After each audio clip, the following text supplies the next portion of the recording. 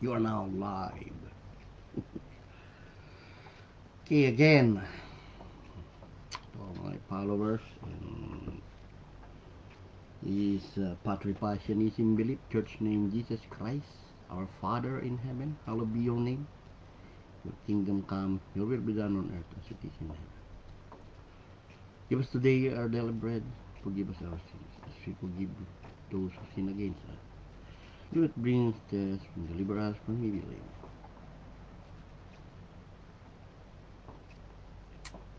See, you can uh, you can pray the Lord's Prayer now. In John 3:13, our topic for today is about, is Jesus Christ is really the Son of Man? How Jesus Christ called the Son of Man? Bakit siya natawag na anak ng tao? No? So, yan ay yan kasing anak ng tao, the Son of Man, the Son of David, the Son of God. All are metaphorical secret of the kingdom of heaven in parables in Psalm 78:2 by Jesus Christ. Okay? Like what I told you, Bible is prophetic book, and it was written in Psalm 78:2 that I will open my mouth in parable. I will utter the dark saying of old. And it was fulfilled by our God, our Father, in Matthew 13,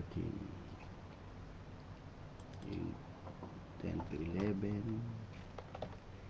And the disciple came and said unto him, Why speakest thou unto in parables? Bakit nagsasalita in parables? And he answered and said unto them, Because it's given unto you to know the mystery of the kingdom of heaven, but to them it's not given. Okay? And it was fulfilled. Jesus said the fulfillment that all these things spake Jesus unto multitude in parables, and without a parable spake he not unto them. This is what happened. Without a parable spake he not unto them, that it might be fulfilled which was spoken by the prophet, saying, I will open my mouth in parables. That it might be fulfilled. Kailangan matupad ang hula. Tinutupad lang ni Father Jesus yung hula. No? Kaya nga, I will utter things which have been kept secret from the foundation of the world. Anak ng tao, the Son of Man is not a secret. That's not a for you to hear that and you make it literal. It's not a secret. But if you get the real meaning of that in parables, he is the Father. He uses Son of God, Son of Man, Son of David.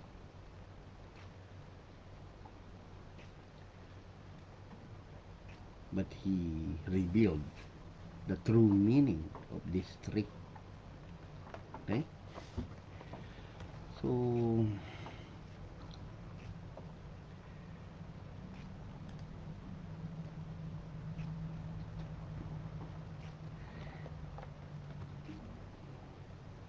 like before John 3:16, the favorite of the Trinity, in John 3:16, that for God so loved the world that he gave his begotten Son. Is that a son? Really a son? That whosoever believe in him should not perish but have everlasting life. Is the John 1:14 have a word son? Is there any word son in John 1:14? And the word was made flesh and dwelt among us, full of grace and truth. But there is a parenthesis, and we beheld his glory, the glory as of the only begotten Son of the Father. Is that written, begotten Son of the Father? the only begotten of the Father. Homogeneous, single spirit. Monogenes, single spirit. Monogenes, walang katulad. Unique. See? That's the Spirit of the Father. Because in John 1:51, like let's see in John 3:13 first. In John 3:13, and no man had ascended up to heaven, but he that came down from heaven, even the Son of Man which is in heaven. See?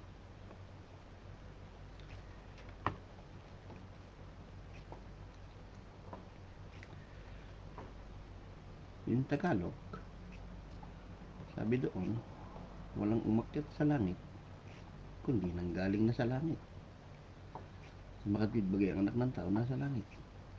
How come the Son of God, the Son of Man, is already in heaven? He came from heaven. Is there any human in heaven? That there is a son? Meron bang tao doon sa langit na nagkaanak ng tao na taga-langit na?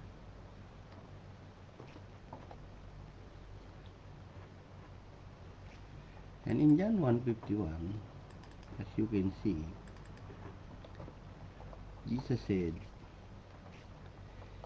sinasabi ko ang katotohanan, makikita niyo bukas ang langit at ang mga anghel ng Diyos nagmamanhik-manaog sa ulunan ng anak ng tao. Angel of the Lord. Ang sabi diyan sa King James Version, sa English, tingnan natin sa English, ang sabi, and he said unto him, verily, verily, I say unto you hereafter, you shall see heaven open and the angels of God ascending and descending upon the Son of Man. Is there any human in heaven? And he has a son? Angels of God. Sabi ni Cristo, Jesus said, now the heaven is open and the angel God. And the angels of God, not the angels of the devil. Meaning, his angels. Because he is the God. What's the purpose of angels to ascending and descending upon him? Who is he? Bakit kailangan? Meaning, he is the owner of the angel. Jesus is the owner of the angel. Because in Matthew 11:4, after the temptation of Satan, go and shoot Matthew 4:11, sorry. In Matthew 4:11, for the temptation of Jesus, then the devil leave him. Behold, angels came and ministered unto him. Matapos tuksuhin ni Satanas ang Diyos, dumating ang mga anghel at pinaglingkuran si Father Jesus. Sino ka naman para paglingkuran ng angel? Who are you to minister by the angels? So you are the owner of the angels.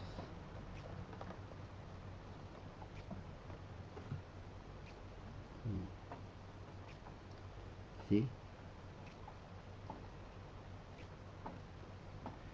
Try to ask yourself in John 3:13 and in John 1:51.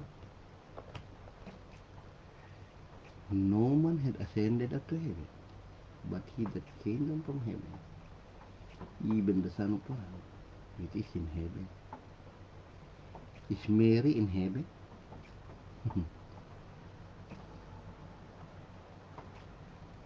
There is a Son of Man literally in heaven.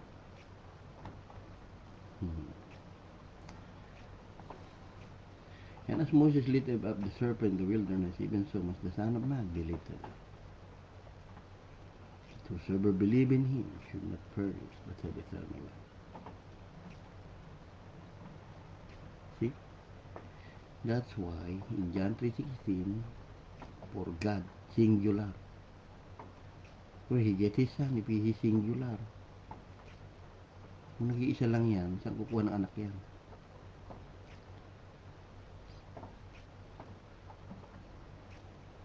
So this is metaphorical, figurative. Parables are part of key of hiding the kingdom of heaven to other people. But if you understand the parable of Jesus, you will understand that He is the Father in the parables of Son of Man, Son of God, Son of David.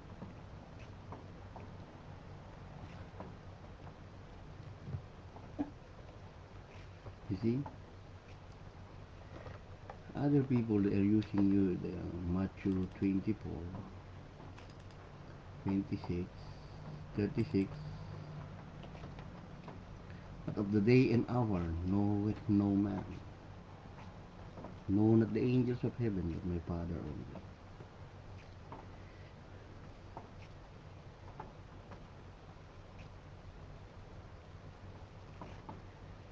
But the day and hour knoweth no man, walang tao. But other people said, anak ng tao, they write anak ng tao, hindi alam ng ni Jesus day pagdating. But as the days of Noah were, so shall also the coming of the Son of Man. So meaning, Jesus Christ is the one who is coming. So he knew, he's coming. So wala raw nakakaalam maging ang anak, hindi na man ang nakalagay doon. Kasi si Jesus naman pala darating.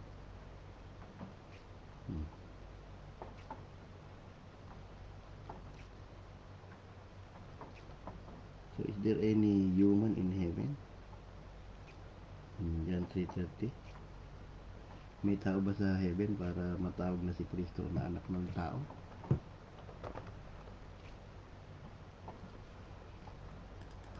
Kaya re-review nyo muna John 3:13 to 14 to 15 bago kayo mag-conclude sa 16 na pinulot lang ninyo. Kadalasan ginagamit ng mga Trinitarian.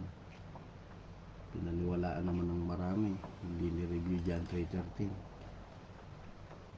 Try to review first that John 3:13 to 15 before you conclude John 3:16 that Jesus is the Son of God.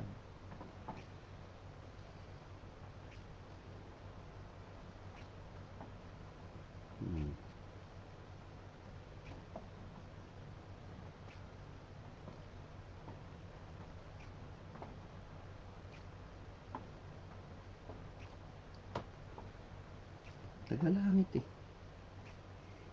The Son of Man came from heaven. Is Joseph and Mary in heaven? So there is a meaning yan. It's like in Daniel 7. There is the Son of Man. That is the fulfillment. Yun yung fulfillment na sa Daniel 7. May isang matanda doon. Nakatingin doon anak ng tao doon. Yun yung pagiging katawan ni that is the manifestation of Jesus Christ in flesh in Daniel 7, which is revealed in Revelation chapter 5. The one who seated on the throne is Jesus Christ. Opposite Jesus sa cross, and there is a lamb who get the book. That's how you killed the one who seated on the throne. Lamb is a symbolic symbol. Lamb is a symbol how you kill the one who seated on the throne. That's why it was worship in Revelation 5:40. In Tagalog,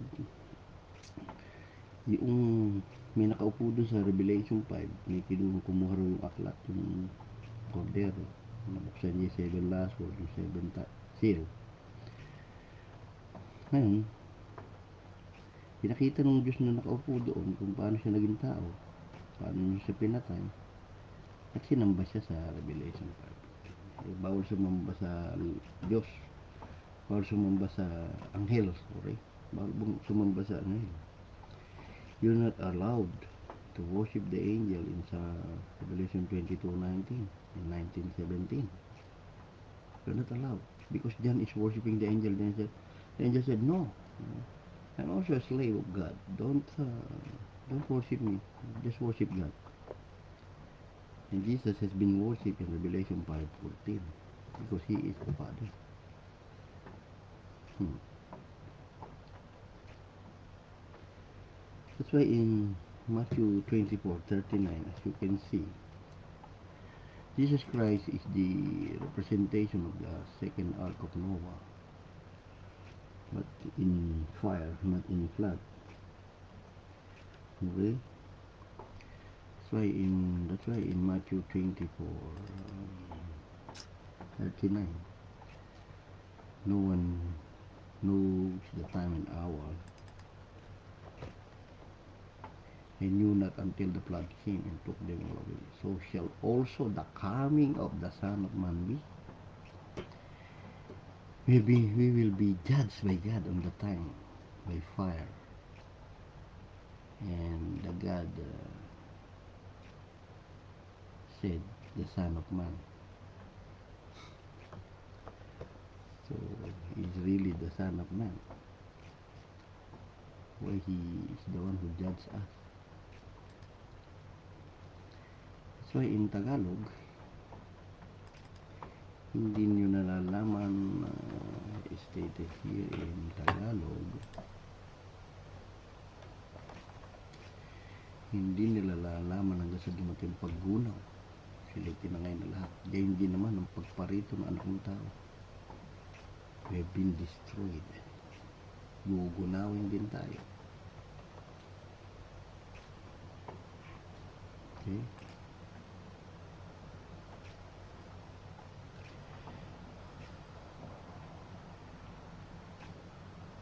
So in Matthew 24:44 stated here that therefore be you also ready, for in such an hour as you think not the Son of Man come. That is a warning, no? Maging handa kayo lagi sapagkat dating anak ng tao sa oras na hindi nyo inaasahan. So pinakikita ko rito, what I'm trying to point out here is all those verses that I use in this life. Is he really the Son of Man? The Son of Man who is exhausted, thirst, crying. Is he really a man?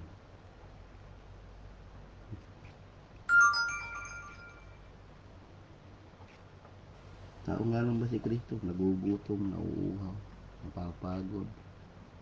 Yun ba? Tao ba siya sa mga binibigay kong talata?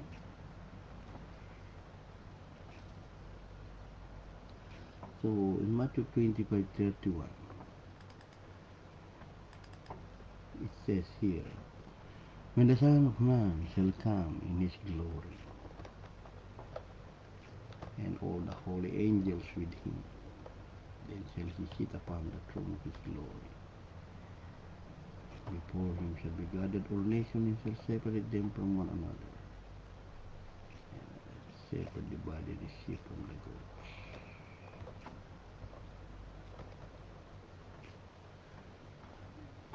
Yan bang mga binibigay kong talata para sa anak ng tao na baby lang, na tao na tayo, like us? All those verses that I've given to you, kindly study or kindly examine if he is really a man, or he is really a Son of Man, literally. How come this Son of Man shall come in his glory, and all the holy angels with him, then he shall sit upon the throne of his glory? Pang tao ba itong binibigay ko sa inyo ng mga talata? Gaya ng inyong unawa na si Kristo ay anak lang ng tao. At dapat pagparito ng anak ng tao na nasa kanyang kalwalatian sa glory, kumikinang siya, nakasama niya lahat ng mga anghel niya. Kung magkagailulok-lok niya sa luklukan ng kanyang kalwalatian upang ihiwalay na kambing at tupa. Yan ba ang anak ng tao? Yan ba sinasabi niyo si Kristo ay tao? Is that what you are saying, that Jesus is a man? How come Jesus have a lot of angels? And there is glory. And there is a throne in heaven. Is he really son of man? Anak ng tao, anak ni Maria.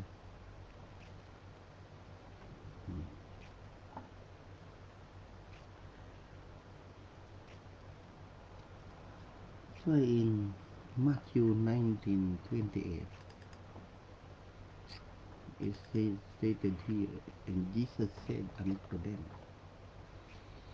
Verily I say unto you, that you which followed me, that followed the Trinity, me, not that you which have followed the Father and Son. No, me.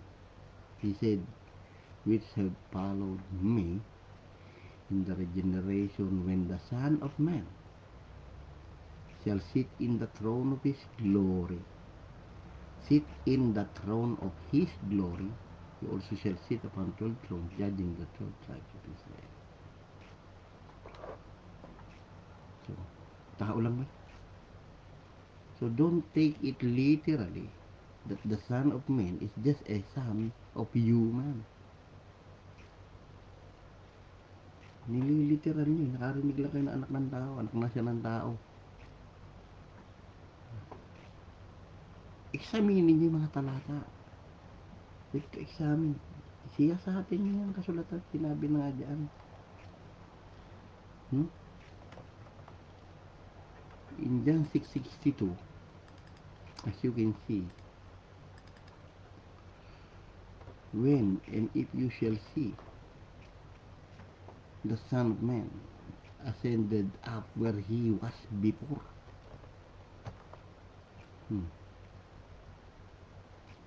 Paano na daw kung yung anak ng tao makita ninyo sa dati niyang kinaroroonan?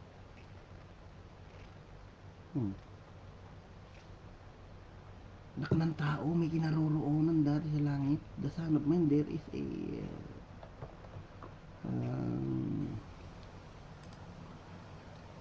a place where he was before. You see? That's the truth about Jesus Christ.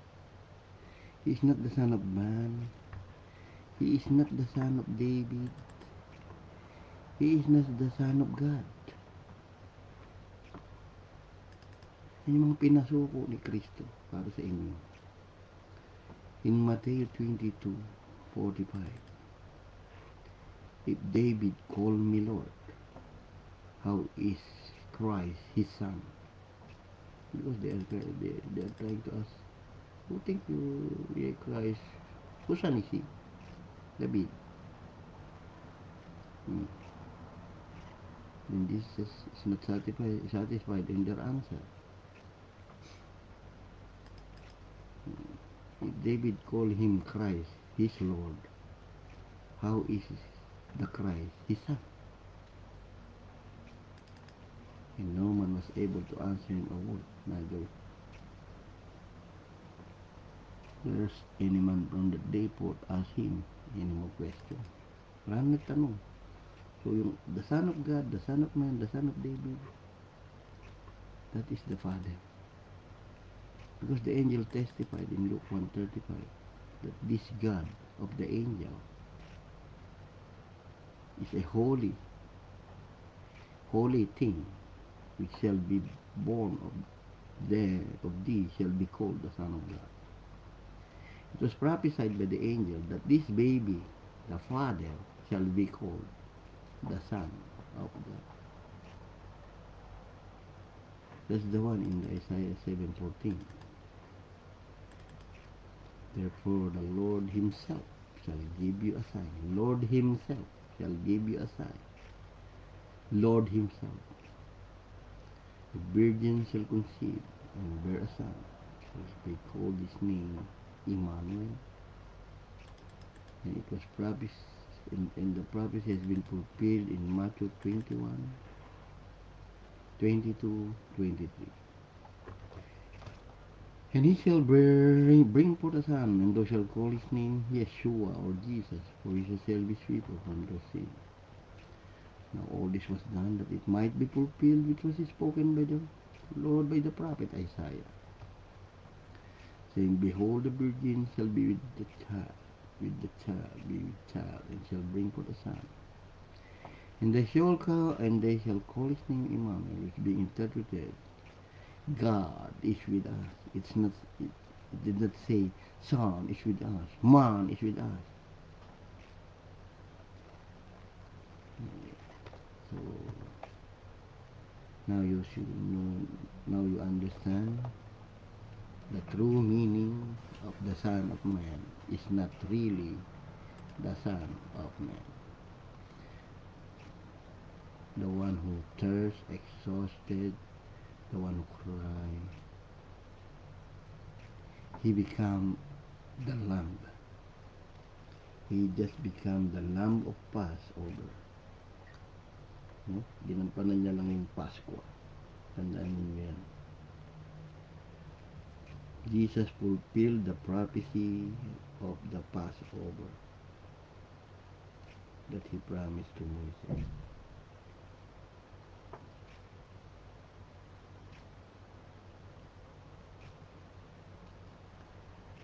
Because in John 1:29,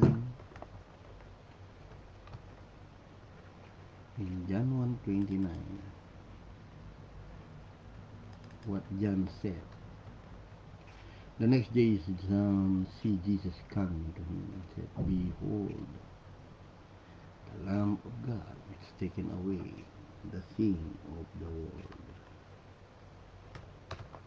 And it was repeated in 36. Looking upon Jesus as he walked, he said, Behold, the Lamb of God. That is the body of the Father become the Lamb on the day of Passover. This happened in the 14th day of Aviv. He died in 14th day of Aviv, 3 o'clock in the afternoon. He finished the millisecond of his prophecies in the Old Testament. Okay. I hope you understand. Nalaman nyo, hindi siya talaga anak ng tao. Saan ka nakakita anak ng tao? May-ari ng anghel. Gugunawi mundo. Tagalangit na sa dati niyang kinaroroon. Gumising kayo, mga kapatid. Namnamin nyo ang salita ng Diyos. Hilingin niyo Espiritu Santo ng Panginoon Jesus. Maintindihan niyo kung sino yung Ama. Kayong gumaya sa John 8:44 na Diablo ang inyong ama. Dalawang ama lang naglalaban. Isang John 8:44, your father is the devil. At isang totoong ama na nasa Revelation 21:7, Jesus said, He that overcometh shall inherit all things, and I will be his God, and he shall be my son. Okay, thank you for watching. Again, goodbye. See you on my next live video.